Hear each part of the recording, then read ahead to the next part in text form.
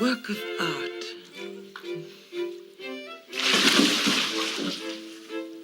Wait a minute, close me right there.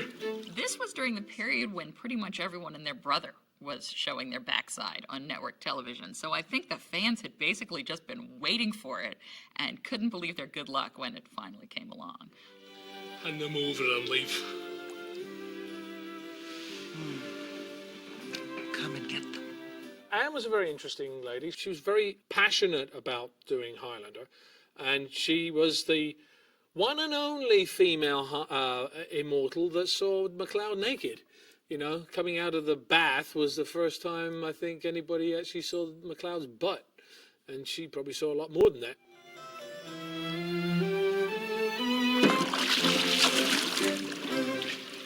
She has said that she thinks she got the best view. To give Adrian credit, he was really kind of the instigator of this. And this episode is the one that was filming while we had the Highlander convention in Denver. And so the writing department had already flown to Denver, and we were in a hotel room there working on a script, actually. And we got the phone call from the set, and it was Adrian calling David to say, well, we're about to shoot the bathtub scene, and I'm getting my butt powdered, and I'm ready to go. Which actually explains why he wound up with a cold for that convention. And in fact, if you listen carefully to some of the scenes in the episode, you can tell he caught a cold sitting in that bathtub. I do think I can work with you.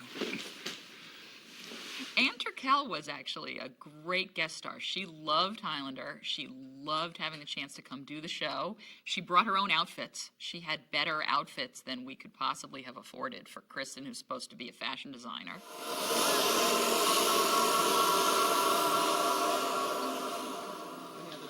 The costumes in that episode were better than we deserved. Not only did we have Anne Turkel bringing her fashion along for the modern day, but the flashback costumes were the Oscar-winning costumes from Restoration that we rented for the week. And so everybody just looks fabulous, and it makes a difference.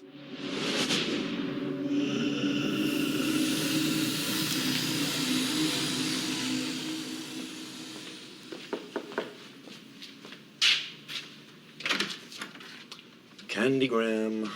Mythos. Mythos's return. This episode was the birth of a lot of things that would pay off in Mythos later. That he starts showing the signs of having a hidden agenda that he's not being completely straightforward with MacLeod about. So, what brings the 5,000-year-old man to me? Kristen's in town. That came as a combination of what was in the script plus the way Peter chose to play it, which was more ambiguous and mysterious than we'd seen it. And at first we were shocked. What's he doing? He's really putting a level of almost, this mysterious, maybe nastiness under this. We thought, well, it works. She just opened a new branch of her agency. So? So I thought you should know. And it creates this question of, what has he got against Kristen?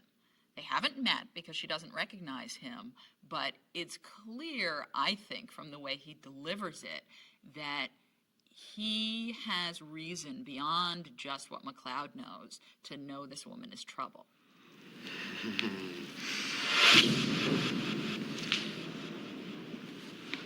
Not funny, Mythos. Not meant to be.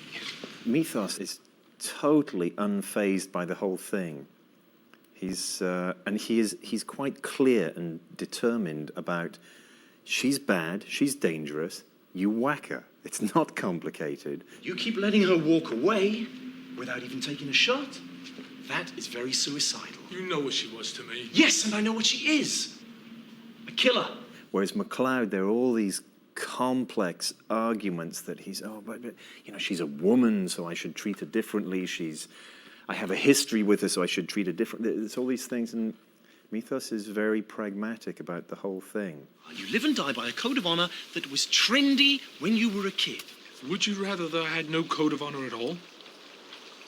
I would rather you survived. Mythos has no problem. I mean, Mythos has got no scruples, for goodness sake. I mean, look at him, I mean, he never had scruples in the first place. Lied to me about being a horseman of the apocalypse, for Christ's sake. I mean, what can I tell you? I mean, he'd whacked her. He was like, oh, yeah, sure. Off it came. But, MacLeod's got a whole code of honor. It starts from the samurai and way back to his father. I didn't last 5,000 years by worrying about anyone but myself.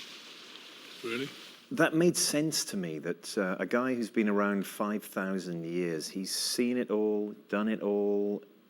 He's not impressed by theories, by ways of looking at the world, by modes of thought that don't stand up to the test of time and don't stand up to the fiery furnace of life experience. You have given me so much, much more than I can ever repay. I think MacLeod hated being the executioner of somebody who was a teacher of his, but somebody that also it would reflect on him, because if these people were good at some point in their lives and eventually got seduced to the dark side, if you like, then what does it reflect on him?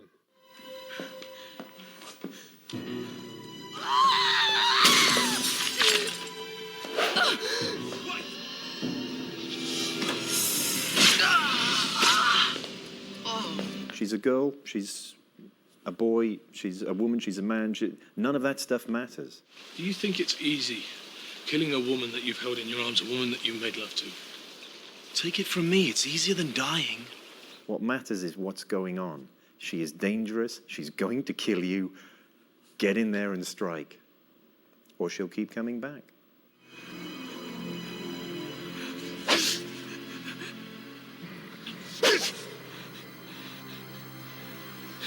One of the things I liked about playing the character was that he had a simplicity in difficult situations.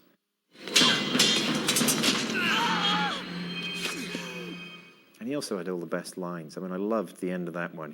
He chops her head off and he just goes, "Someone had to do it." Ah!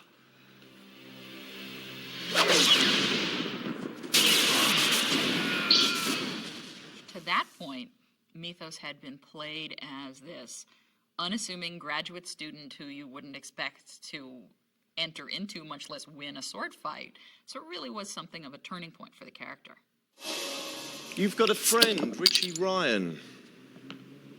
He met Kristen yesterday morning. You didn't tell me that. Maybe he hasn't got out of bed yet. Poor Richie, he was always getting involved in these women that he shouldn't be getting involved with, which, is unfortunate, but I'm sure he enjoyed every moment of it.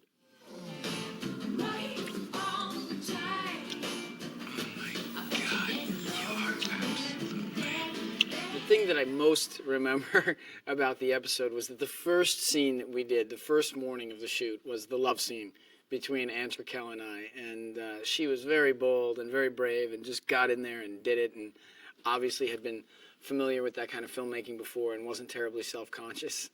I didn't even know some of those things were possible.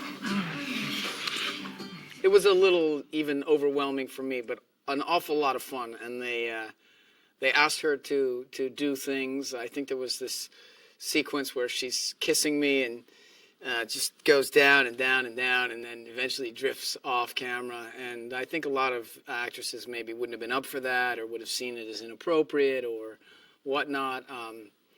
I mean, I don't think I was wearing anything at the time when we did that. And she said, "Hey, it's no problem for me," and I didn't care. So she was very bold and brave. So from the get-go, by the time we got to the second scene that we were doing, we were fairly well acquainted. Do you want to do this again? Yes, I do. It made it very easy to establish a rapport between her and I, having had that experience at 8:30 in the morning the first day we met. And then throughout the episode, she was a very social kind of an individual, and we hung out a lot. She wanted to sort of, "Oh, can I come to dinner with you guys, or can I do this?" And so we I think all of us spent quite a bit of time off camera together as well. I mean, Adrian and I were always sort of palling around here and there, and she sort of jumped on the bandwagon. It was a lot of fun, and she's got quite a history in Hollywood and movies, and shared a bit of that, had a lot of experiences when she was younger, her marriage to Richard Harris, and she was a fun and an exciting woman to be around, and very bold and very brave.